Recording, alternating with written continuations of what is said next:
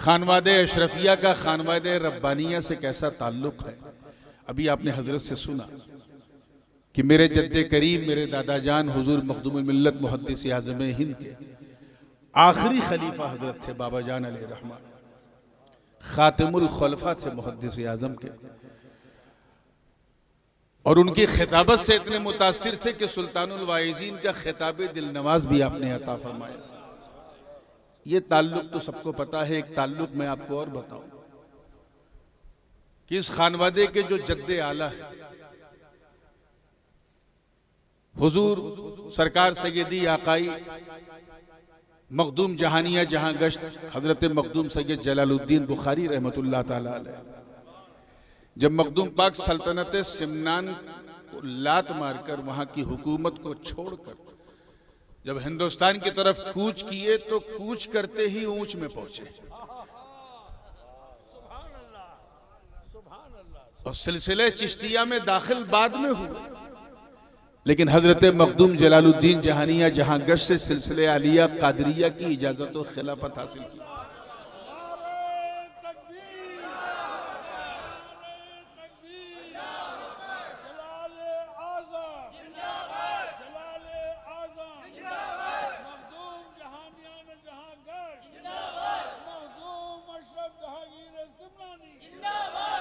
और ये दोनों मखदूम की ऐसी मुलाकात थी कि हजरत मखदूम जहानिया जहां गश्त ने सीने से लगाया, सब अता किया और फरमाया, भाई अशरफ तुमने बड़ी हिम्मत दिखाई। लोग घर छोड़ते हैं, घर बार छोड़ते हैं, तूने तो सल्तनत को लात मार दिया। जाओ मेरे भाई अलाउल हक गंजे नबाद बंगाल में तेरा इंतजार कर रहा है। वहां से फिर आप बंगाल तशरीफ ले। मुझे लगता है कि जिस वक्त मेरे दादा मुहद्दिस आज़म हिंद ने हजरत बाबा जान अलैहि रहमत व रिज़वान को खिलाफत दी, उस वक्त उसी खिलाफत का जो एक बदल था वो अता कर दिया कि आपके जद्दे करीब ने मेरे मूरी से आला को अता किया था। ये फकीर अशरफी आपको लौटा रहा है। अल्लाह ताला निस्बतों का ये फैज़ हम सब के दिलो दिमाग में जिंदा जावेद रखे। आमीन आमीन। हजरत की शफ़क़तें तो ऐसी हैं, आप यकीन नहीं करेंगे। सूरत का जलसा था और सूरत के जो अहबाब हैं, मेरे भी मुरीद थे, हजरत के भी मुरीद थे, और सब ने मुश्तरका तौर पे जलसा रखा। हजरत बम्बई में थे, जैसी खबर मिली कि नूरानी मियाँ सूरत आ रहा है, अपनी मसरूफियत को तर्क करके सूरत तशरीफ ले। अभी पिछले हफ्ते की बात, और हजरत ने बड़ी दुआओं से नवाजा। उसी वक्त मैंने फैसला कर लिया था कि बीकानेर से जोधपुर, जोधपुर से दिल्ली, दिल्ली से जबलपुर, है तो बहुत दूर, लेकिन अब मैं इंशाअल्लाह जरूर आऊंगा। कि मुनाफिकों के पेट में दर्द होता था कि यार हम जितना मुसलमानों को लड़ाना चाहते हैं, मुसलमान उतना ही शीरो शकर बन के रह रहे हैं। मक्के से महाजिरीन आए तो मदीने के अंसार ने अपने दरो दीवार इनके लिए खोल दिए। एक फीलिंग होती है। आप खुद बताना, आपके जबलपुर में अगर कोई लक्षद्वीप से आ जाए, पौंडीचेरी से आ जाए और आ करके एक साल में बिजनेस ऐसा खड़ा करे कि करोड़पति हो जाए, तो आपको थोड़ा सा यहाँ झटका लगेगा। यार ये बाहर से आया, एक साल कमाया, करोड़पति हो गया, और मैं यहीं पैदा हुआ, यहीं जवान हुआ, सिर्फ अपनी पत्नी का पति हूं। अरे मुस्कुराओ यार, अच्छे हाल में हो, ससुराल में नहीं। और जब सुन्नी मुस्कुराता है तो बदअकीदा घबराता है। इसको इस कज़िये को ज़हन में रखें। ये बात आपके मन में क्यों आई? इसलिए क्योंकि जो करोड़पति हुआ वो परदेसी था। एक होता है जोग्राफियाई तासुब भी बड़ा यूनिक तासुब होता है। बाहरी है, खारिजी है, अजनबी है। मैं आपको यकीन दिलाऊं कि मेरे आका के मदीने में ऐसी कोई फीलिंग नहीं थी। महाजिरीन ने हिजरत की तो अंसार ने अपने घर के दरवाजे खोल दिए। एक बात कहूं, कुछ लोगों को सिर्फ इस बात की तकलीफ होती है कि यार ये इतनी मोहब्बत से क्यों रह रहे हैं, इन्हें लड़ाओ। क्योंकि जब तक ये लड़ेंगे नहीं, हम बिरयानी कैसे खाएंगे। और लड़ा के आजमाया भी गया। दरसगाह को दरसगाह से लड़ाया, खानका को खानका से लड़ाया। मेरा मूड अच्छा है इसलिए मैं उधर नहीं जाना चाहता, लेकिन बिरयानी खूब खाया। जिनकी हैसियत बैलगाड़ी से चलने की नहीं थी वो हवाई जहाज से उड़ने लगे लड़ाने से। सिर्फ मदीने के मुनाफिकीन ने भी ये सोचा कि यार कुछ करो, इनको लड़ाओ। ऐ जबलपुर वालों, उधर वो लड़ाने की प्लानिंग कर रहे हैं और इधर कमरे में हुजरे में बैठे बैठे मेरे आका के काने लाले करामत सब सुन रहे हैं। सरकार ने फरमाया अच्छा ठीक है, तुम अपना जोर आजमाओ, हम अपना जोर आजमाओ। तुम लड़ा के दिखाओ, खुदा का नबी मिला के दिखाएगा। ये हदीस पाक बुखारी शरीफ में भी, मुस्लिम में भी, तिरमिजी में भी, इब्ने माजा में भी, अबू दाऊद में भी, नसई सिहाह सित्ता में तो है ही है, और बहुत सारी हदीस की किताबों में आपने भी सुना होगा अहदे मुआखात की हदीस, जलसे मुआखात। हुजूर ने एक भाईचारे का जलसा रखा, जैसे ये जलसा है ना, ऐसे ही मेरे आका ने मस्जिद नबवी शरीफ में एक जलसा रखा, सारे सहाबा को बुलाया। अब क्योंकि ग़ज़वा तबूक की तैयारी थी तो मौला अली से कह दिया कि तुम्हें वहां जाने की जरूरत नहीं है। हजरत अली थोड़ा सा रंजीदा हुए कि काश मैं भी जाता, काश मैं भी उसमें जंग करता, लेकिन आप यहाँ मुझे रोक रहे। कहा मदीने के सारे मुजाहिदीन जंग में होंगे तो यहाँ के बूढ़े बच्चे और यहाँ की औरतों को कौन देखेगा। हजरत अली की कैफियत बदल रही थी, हुजूर समझ गए तो कांधे पे हाथ रखा। जामे तिरमिजी की हदीस है, सरकार ने फरमाया अली रो मत, ला दबकी आखी अंत मिन्नी बेमंज़िलत हारून मिन मूसा गैर इन्नहु ला नबिय्य मिन बादी। तू मेरे नजदीक ऐसे ही है जैसे हारून मूसा के नजदीक। बस ये है कि हारून नबी थे और मेरे बाद कोई नबी नहीं होगा। आप जरा सोचें वाकया क्या था कि हजरत मूसा कलीमुल्लाह ने जब ये तय किया, मौइद किए, अल्लाह मैं तूर पे आ रहा हूं 40 दिन के लिए। ववाअदना मूसा 30 लैलतन वअतममनाहा बिअश्रिन फतम्म मीक़ातु रब्बिही 40 लैला। 40 दिन के चिल्ले पे निकले थे हजरत मूसा। याद रखना, चिल्ला फी नफ्सी ही बुरी चीज नहीं है, जगहें बुरी होती है। अगर तुम इनके इज्तिमा में 40 दिन के लिए जाओगे तो बंदर बन जाओगे, और मखदूम अशरफ की खानका में चिल्ला करोगे तो कलंदर बन जाओगे। तो चिल्ला बुरी चीज नहीं है, तो सुन्नते कलीमी। हजरत हारून से फरमाया भाई मैं तो जा रहा हूं, बिल्कुल शॉर्टकट से गुजर रहा हूं, मैं तो जा रहा हूं, किताबे हिदायत साथ में लेके आऊंगा, लेकिन अभी तक मैंने जो कुछ बताया है मेरी कौम को उसी पर रखना, भटकने ना पाए, गड़बड़ाए ना। इंशाअल्लाह 40 दिन के बाद जब मैं लौटूंगा तो जो मेरे हाथ में किताब होगी, तौरात होगी, इंशाअल्लाह उसकी रोशनी में मैं अपनी उम्मत की इस्लाह करूंगा। इधर मूसा कलीमुल्लाह निकले, उधर इब्लीस भी सामरी जादूगर के रूप में टकटकी मार के देख रहा था। प्लानिंग ये थी कि ये हटें तो हम डटें। ये यही करते हैं, उलमा अहले सुन्नत के सामने नहीं आते, जब हम हटते हैं तभी आते हैं। ये हटें तो हम डटें। वो ऐसा डटा मेरे दोस्तों कि सिर्फ 40 दिन, विद इन 40 डेज, वो कौम जो एक खुदा को मानती थी, जिसका कलिमा था ला इलाहा इल्लल्लाह मूसा कलीमुल्लाह, वही कौम। मैं क्या बताऊं, आजकल माहौल ऐसा नहीं नाम लेने का, लेकिन वो कौम मुशरिक हो गई, गैरुल्लाह की इबादत करने लगी, ऐसी चीज की इबादत करने लगी जिसका ताल्लुक हमारी लज्जतों से है, ज़बानों से है, उसकी इबादत करने लगी। 40 दिन ही में भटक गई पूरी उम्मत। इसलिए जब कोई चिल्ले पे दावत दे तो सोच के जाया करो कि खुले माहौल में ले जा रहा है या बंद माहौल में ले जा रहा है। 40 दिन बहुत काफी है, हिदायत के लिए भी, दलालत के लिए भी। हजरत मूसा कलीमुल्लाह जब 40 दिन बाद लौटे और अपनी कौम को देखा गैरुल्लाह की इबादत कर रही, जलाल में आए। फलम्मा रजा मूसा इला कौमिही गज़बान असिफा क़ाल बि'सा मा खलफ्तुमूनी मिन बादी।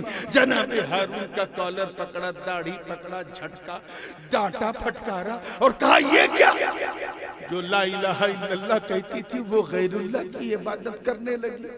हजरत हारून ने माजरत पेश की, कहा भाई मैंने बड़ी कोशिश की, बहुत समझाया, लेकिन उम्मत इतनी सरकश हो गई थी कि मेरी बात समझ नहीं सकी। मूसा कलीमुल्लाह ने हजरत हारून को 40 दिन दिया था।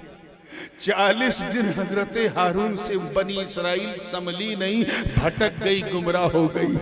और उधर मेरे नबी की शान देख, तबूक पे गए और अपनी उम्मत को जनाबे अली के हवाले किया, तो ऐसा अली ने अमानत संभाली कि पहली सदी में हसनैन करीमैन जैसी चमक, दूसरी सदी में जाफर सादिक जैसे इंसान, तीसरी सदी में हजरत अबू ईसा अल-मराशी, चौथी सदी में बदिउद्दीन जिंदा मदार, पांचवी सदी में गौसे आजम अब्दुल कादिर, छठी सदी में गरीब नवाज, 7वीं सदी में महबूब इलाही, 8वीं सदी में मखदूम जलालुद्दीन बुखारी, 9 मखदूम अशरफ जहांगीर सिमनानी, 9वीं सदी में हजरत मीर अब्दुल वाहिद, 10वीं सदी में शाह बरकतुल्लाह महरवी, 11वीं सदी में हजरत सरकार सैयदना मुजद्दिद अल-फैसानी, 12वीं सदी में शेख अब्दुल हक मुहद्दिस देलवी, 13वीं सदी में अब्दुल कादिर बदायूनी और 14वीं सदी में इमाम अहमद रजा जैसी शख्सियत है।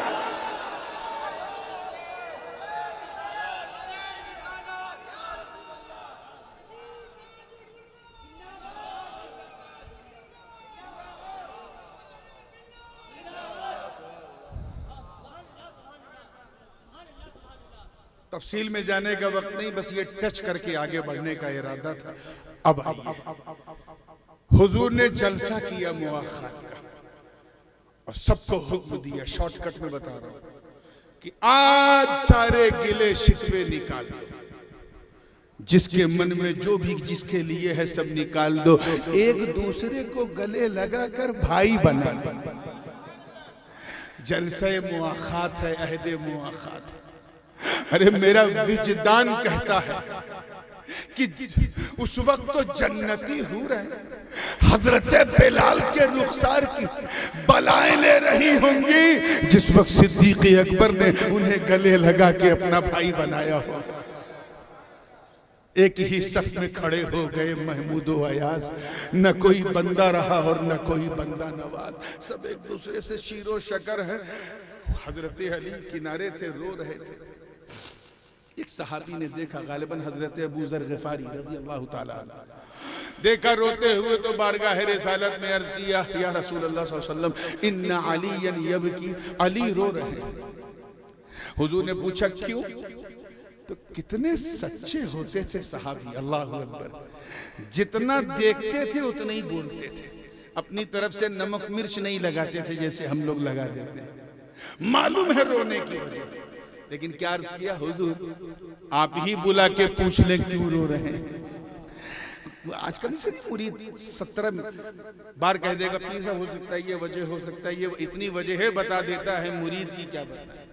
हजरत अबू ज़र, हुजूर आप ही बुला के पूछ, बुलाओ मेरे भाई अली, अजीज़ाने मिल्लत वो अली जिनकी एक जुम्बिशे अंगुष्ठ से बाबे खैबर उखड़ के छटक जाए। जब आका ने उन्हें बुलाया तो लड़खड़ाते खड़खड़ाते लरजीदा कदमों से हजरत मौला अली बारगाह रिसालत में हाजिर हुए। सरकार ने फरमाया, मालिक या आखिर क्या हुआ तुझे, क्यों रो रहा?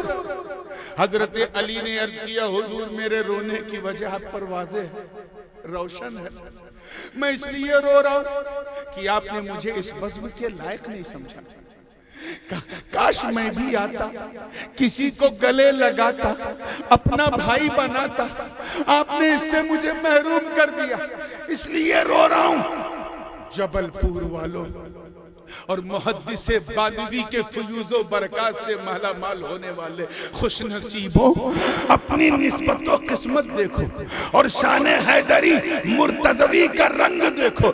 इतना सुनना था, हुजूर अलैहिस्सलाम मिंबर से खड़े हो गए, फरमाया मत रो अली मत रो, मैंने सबको बुलाया, एक दूसरे से गले मिलवाया, भाई बनवाया, लेकिन अखर तो कल नफ्सी, मैंने अपने लिए ताखीर की। और एक रवायत में है बकई तो कल नफ्सी, मैंने तुझे अपने लिए बचाए रखा था। कैच करो, मैंने तुझे अपने लिए, मतलब मैंने ये सोचा कि जब एक दूसरे को लोग गले लगाकर भाई बना ले, तब मैं तुझे बुलाऊं, अपने सीने से लगाऊं, अपना भाई बनाऊं, इसलिए मैंने तुझे बचाए रखा था।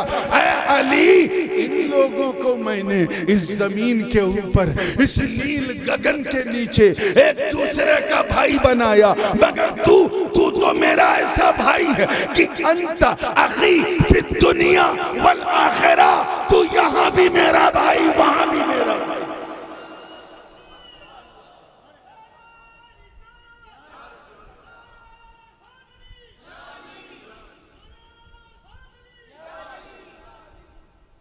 अच्छा, एकदम बिल्कुल केजी नर्सरी के स्टैंडर्ड का एक दो सवाल है, इजाजत है। रिश्ता क्या है दोनों का?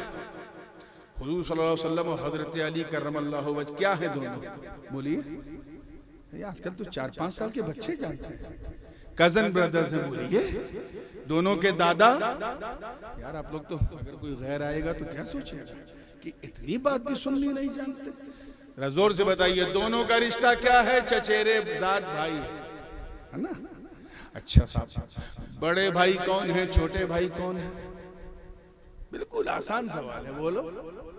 हुजूर सल्लल्लाहु अलैहि वसल्लम हजरत अली के, हाँ तो बोलिए ना, बड़े भाई। तो फिर हजरत अली किसके छोटे भाई हैं? हुजूर। तो हुजूर सल्लल्लाहु अलैहि वसल्लम किसके बड़े भाई हुए? अब यही समझाना चाह रहा हूं, फिक्रे रजा आपके दिलो दिमाग तक पहुंचाना चाह रहा हूं। अल्लाह करे पहुंच जाए तो मजा आ जाए। हुजूर हजरत अली करमल्लाहु वजह के बड़े भाई। तवज्जो चाहूंगा, हुजूर सबके बड़े भाई नहीं, सिर्फ अली के बड़े भाई।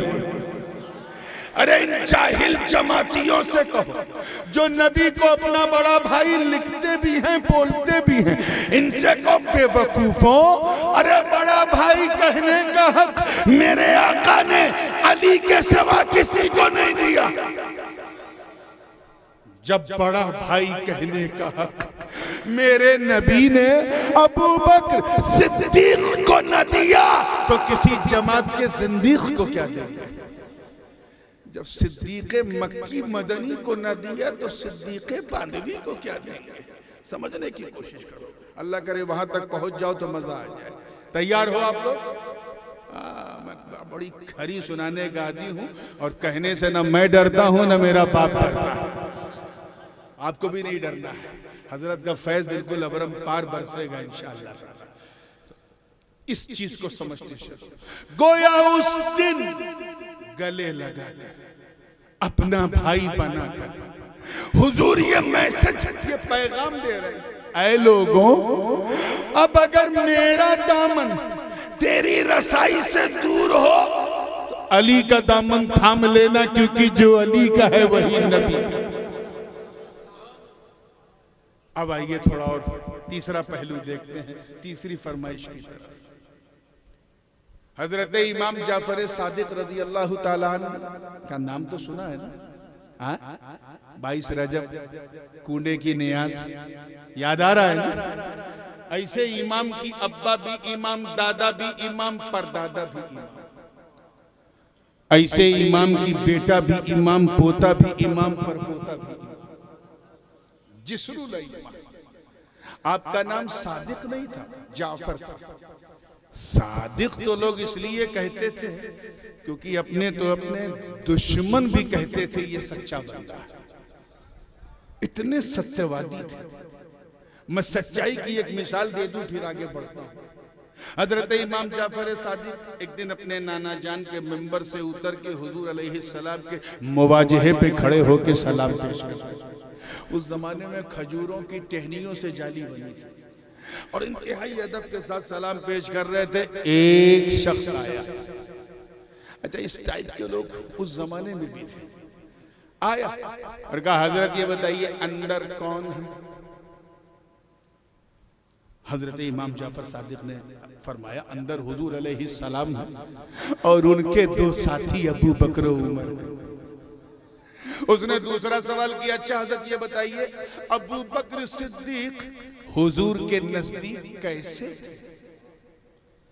अब जब ये सवाल किया तो इमाम जाफर सादिक ने उसको ऊपर से नीचे तक देखा, गोया देख के ये इशारा कर रहे हो कि वो कैसे थे वो तो बताऊंगा, तू कैसा है वो समझ में आ रहा है। तुझे यही जगह मिली थी सलाम करने की, सवाल करने की, जहां हम लोग अपनी सांसों को रोककर सलाम भेजते हैं ताकि हमारी सांसों की आवाज भी हुजूर के मिजाजे लतीफ को तकलीफ न पहुंचाए, वहां तू सवाल कर रहा है। खैर कोई मौलवी मौलाना होते, हम आप होते तो बड़ा लंबा चौड़ा जवाब देते कि अबू बकर सिद्दीक हुजूर के नजदीक ऐसे थे, ये बात थी, वो बात थी, ये खूबी थी, वो खूबी थी, रात खत्म हो जाती, मेरे अबू बकर की बात खत्म ना होती।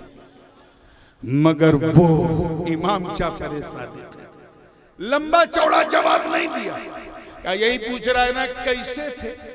जाली की तरफ देख, ऐसे थे, कैच कर, जैसे दिख रहा है, जैसे दिख रहा है ऐसे थे, यानी कभी नबी का साथ छोड़ा ही नहीं। बद्र में नबी के साथ, ओहद में नबी के साथ, खैबर में नबी के साथ, खंदक में नबी के साथ, मक्के में नबी के साथ, मदीने में नबी के साथ, सोलह में नबी के साथ, जंगों में नबी के साथ, हिजरत में नबी के साथ, खलवत में नबी के साथ, जलवत में नबी के साथ, धूप में नबी के साथ, छाँव में नबी के साथ, भूख में नबी के साथ, प्यास में नबी के साथ, सफर में नबी के साथ, हजर में नबी के साथ। अरे ऐसा साथ कि जब तक जमीन पर थे नबी के साथ, आज गुंबद खतरा के नीचे लेटे हैं तो नबी के साथ।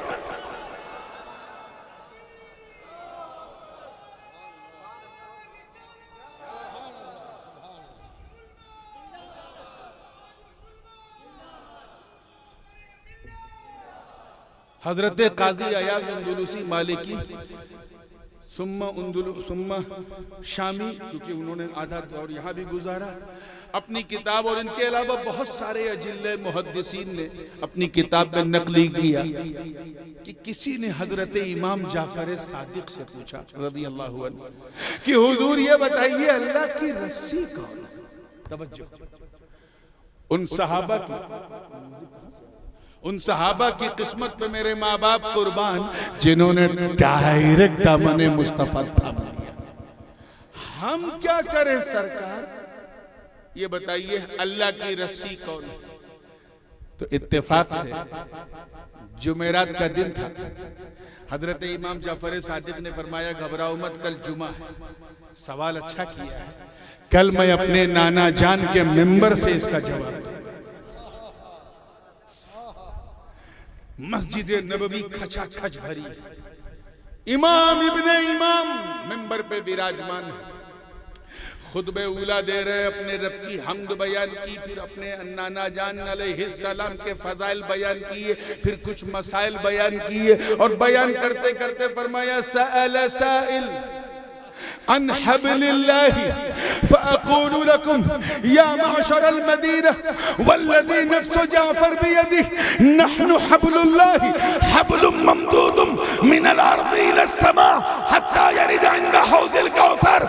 एक पूछने वाले ने पूछा है कि अल्लाह की रस्सी कौन है? मुझे इज्जत रब्बे काबा की कसम, जिसके कब्ज़े कुदरत में जाफर की जान है, ऐ मदीने वालों अल्लाह की रस्सी कोई और नहीं, हम लोग अल्लाह की रस्सी है।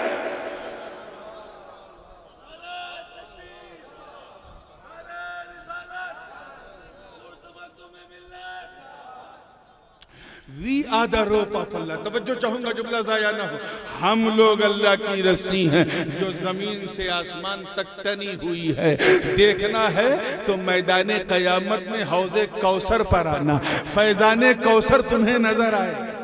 हौज़े कौसर पर आना, ये हौज होगा और रस्सी यानी हम लोग होंगे। गोया इमाम ये फरमा रहे कि दामने मुर्तजा थामे रहो, अल्लाह की रस्सी है। हसन मुश्तबा का दामन थामे रहो, अल्लाह की रस्सी है। हुसैन शहीद करबला का दामन थामे रहो, अल्लाह की रस्सी है। इमाम ज़ैनुल आबिदीन का दामन थामे रहो, अल्लाह की रस्सी है। इमाम मूसा का, इमाम जाफर सादिक का, मोहम्मद बाकिर का दामन थामे रहो, अल्लाह की रस्सी है। इमाम जाफर सादिक का दामन थामे रहो, अल्लाह की रस्सी है। इमाम मूसा काजिम का दामन थामे रहो, अल्लाह की रस्सी है। इमाम अली इब्न मूसा रजा का दामन थामे रहो, अल्लाह की रस्सी है। इमाम जव्वाद का दामन थामे रहो, अल्लाह की रस्सी है। इमाम हादी का दामन थामे रहो, अल्लाह की रस्सी है। इमाम हसन अस्करी का दामन थामे रहो, अल्लाह की रस्सी है। अरे कादिरियो घबराते क्यों हो, गौसे आजम का दामन थामे रहो, अल्लाह की रस्सी है।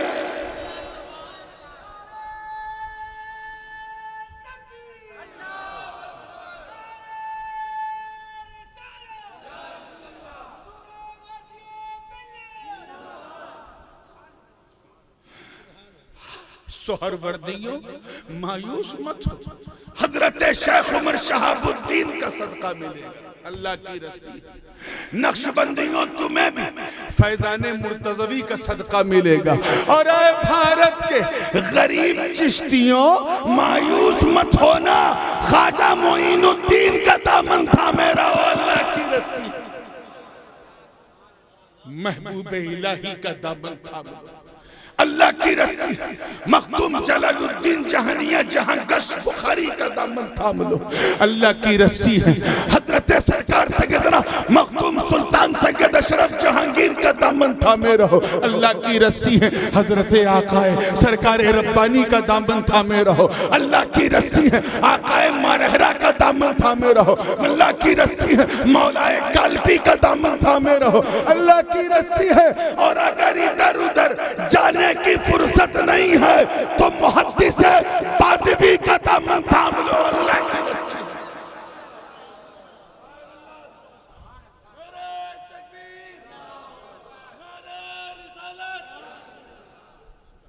थाम के तो देखो, थाम के तो देखो, बुग़्ज़ की ऐनक को फेंको, मोहब्बत का चश्मा लगाकर हजरत सरकारे बाबा जान के रुखे ज़ेबा को देख। अरे जब तू मोहब्बत से देखेगा तो वजूद के वजूद में तुझे मुस्तफा का वजूद नजर आएगा।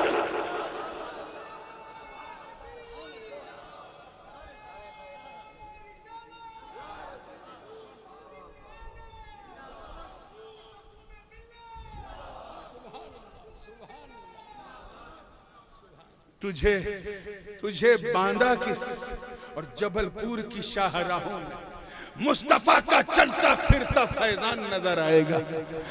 थाम के तो देख। और अगर आज लगता है कि हजरत तो हमारी आंखों से रूपोश हो गए तो मायूस मत होना, उनके जानशीन का दामन थाम, कौसरे मिल्लत का दामन थाम। अरे तू जब हजरत कौसर रब्बानी का दामन थामेगा तो इनकी आबा उस्ताद का फैज तुझे हौज़े कौसर पे सैराब कर देगा।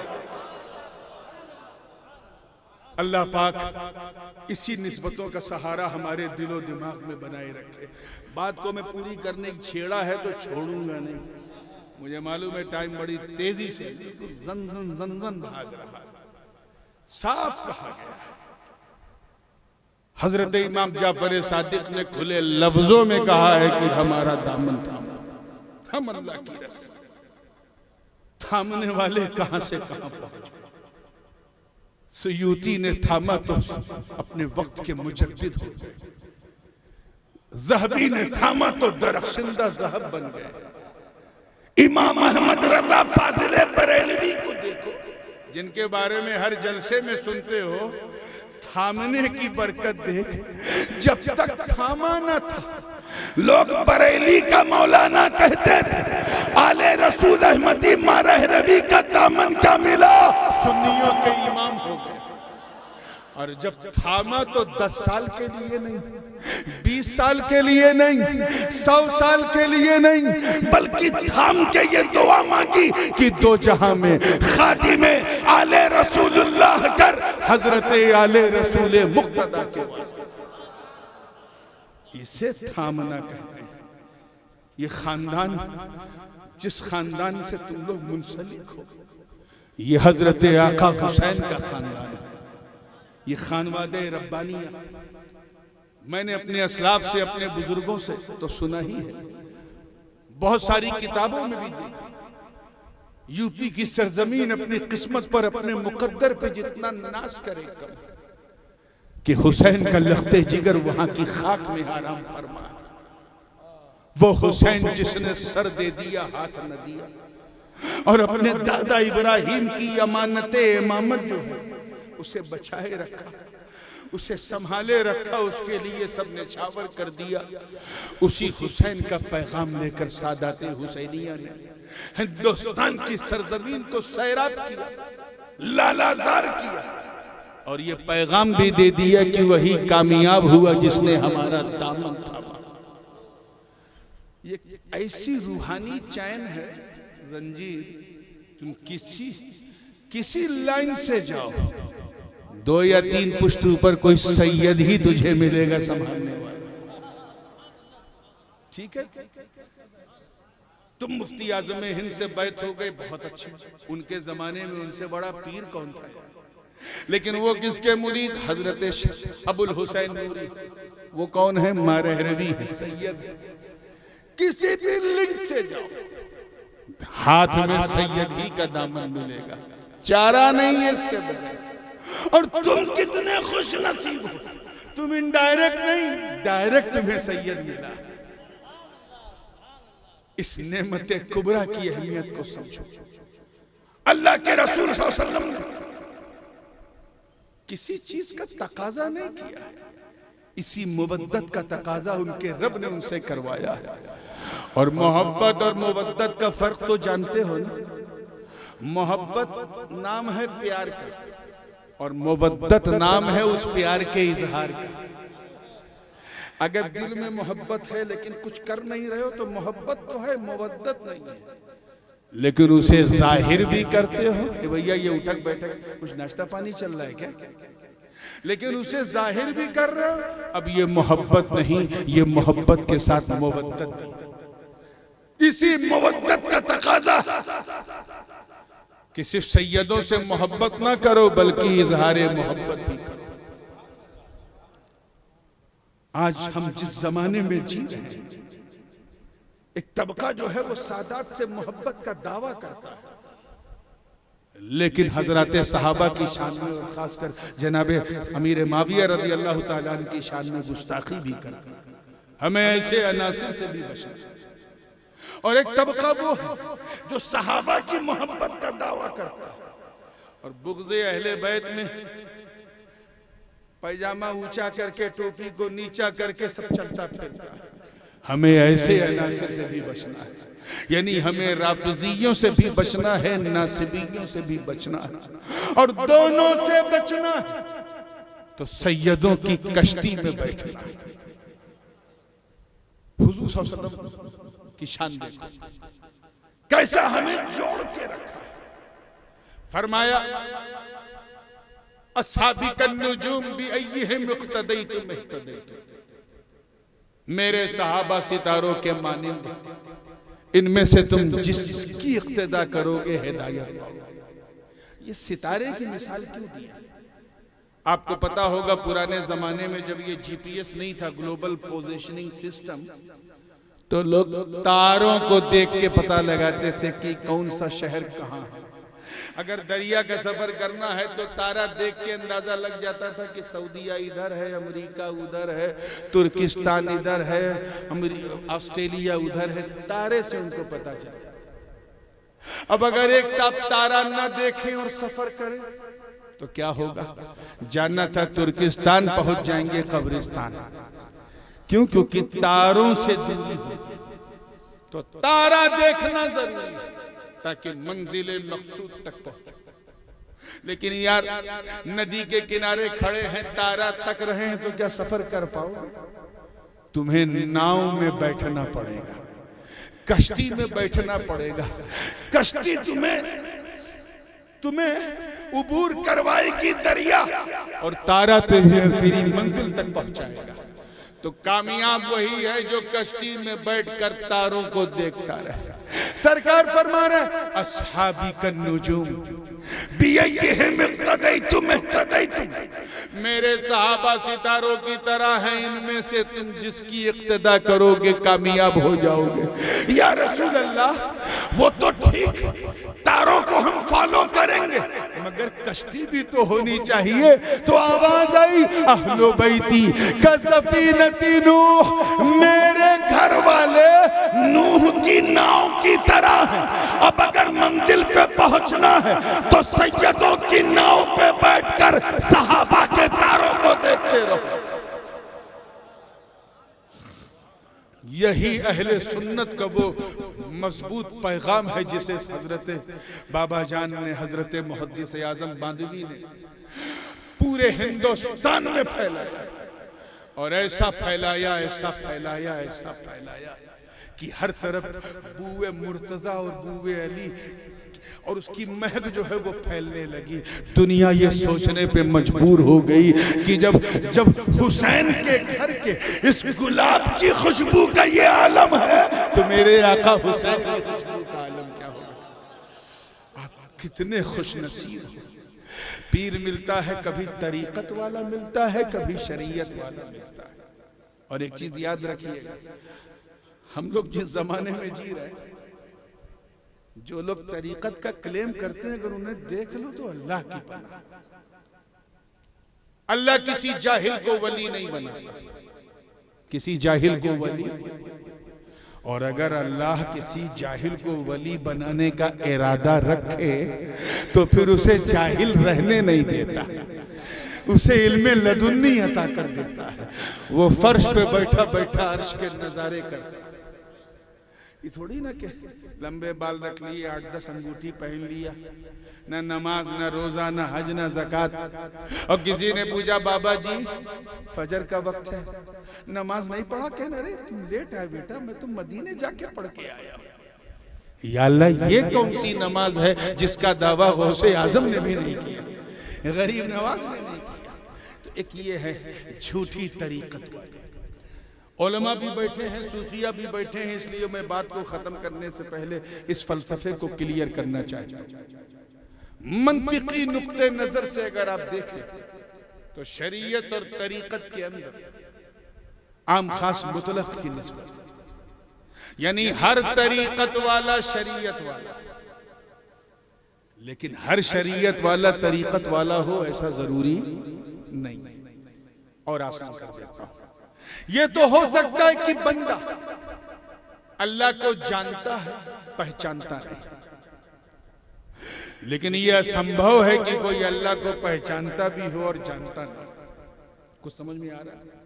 ये तो हो सकता है कि बंदा आरिफ है, आलिम नहीं है, लेकिन ये नहीं हो सकता, सॉरी, आलिम है आरिफ नहीं, मगर ये नहीं हो सकता कि बंदा आरिफ हो और आलिम हो, क्योंकि जो पहचानता है वही जानता है। जो तरीकत वाला है वही शरीयत वाला है। हर शरीयत वाला तरीकत वाला नहीं हो सकता, वरना शरीयत की पासदारी तो इब्लीस ने भी एक जमाने तक की थी। प्रॉब्लम तरीकत में हो गया, बेअदब साबित हो गया, और उसकी बेअदबी रोजे रोशन की तरह वाज़ेह हो गई, चुनांचे वो शैतानों का सरदार बन गया। तो तरीकत बड़ी सख्त मंजिल है। ये नहीं कि अगर कुछ पढ़ा लिखा नहीं है, मदरसे में नहीं गए हैं और दाढ़ी बढ़ा लिया और ये कर लिया और रंगीन गुलाबी कपड़ा पहन लिया तो तरीकत वाले हो गए। ये तरीकत वाले नहीं, ये सब मस्खरे शैतान हैं। इनसे भी अपने आप को बचाओ मुसलमानों। मैं उन मजजूब की बात नहीं कर रहा हूं जो आसमान की तरफ मूसा सुहाग की जबान में बोले तो आला हजरत फाजिल बरेली भी उस मजलूम के कसीदे पढ़े। वो नहीं जिनमें कोई हजरत अबू अली शाह कलंदर की तरह चमका, कोई हजरत बहलोल ताना की तरह चमका, कोई दूल्हा खां टोपी वाले हजरत की तरह चमका। मैं उन मजाजिद की बात नहीं कर रहा हूं जो फर्श पर रहकर अर्श पर नजर रखते हैं।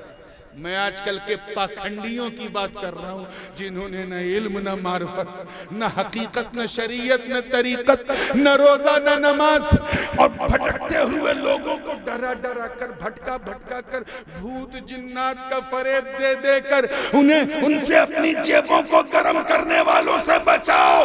क्योंकि अगर तरीकत वाला शरीयत वाला नहीं है तो फिर वो तरीकत वाला हो ही नहीं सकता। हुजूर शेखुल इस्लाम एक मिसाल देते हैं इस मौके पे कि तरीकत नाम है मांग का और शरीयत नाम है सर के बाल का। तो ये तो हो सकता है कि सर में बाल है मांग नहीं है। ये बंदा शरीयत वाला है मौलवी है लेकिन तरीकत वाला नहीं है। लेकिन ये असंभव है कि मांग हो और बाल ही ना हो।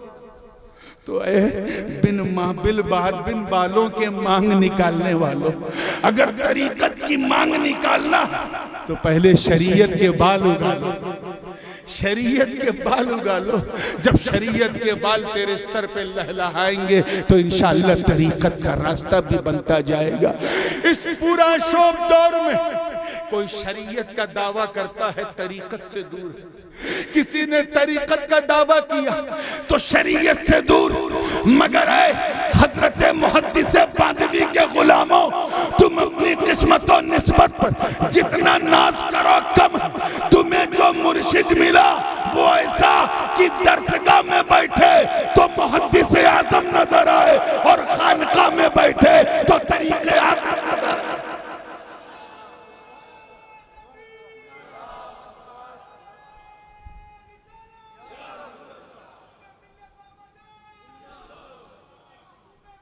जो आरिफ भी हो आलिम भी हो, जो मौलवी भी हो सूफी भी हो, जो पर मुत्तकी भी हो और मुफ्ती भी हो, जो मुहद्दिस भी हो मुकर्रिर भी हो, अरे जो सुल्तानुल असातिज़ा भी हो, सुल्तानुल वाइज़ीन भी हो, जो दरसगाह की जीनत भी हो, मेहराब व मिंबर की जीनत भी हो, वो वजूदुल कादरी जिसे सीने से लगा के मुहद्दिस आज़म ने इरफान का समंदर अता कर दिया, वो वजूदुल कादरी जिसने हजरत मखदूम जलालुद्दीन जहानिया जहां गश्त की के सिलसिले को बंगाल से लेकर बुंदेलखंड और यहाँ से लेकर छत्तीसगढ़ आगे सूरत की दहलीजों तक पहुंचाकर ये पैगाम दे दिया कि जिधर जाओगे जहानिया जहां गश्त का फैजान पाओगे।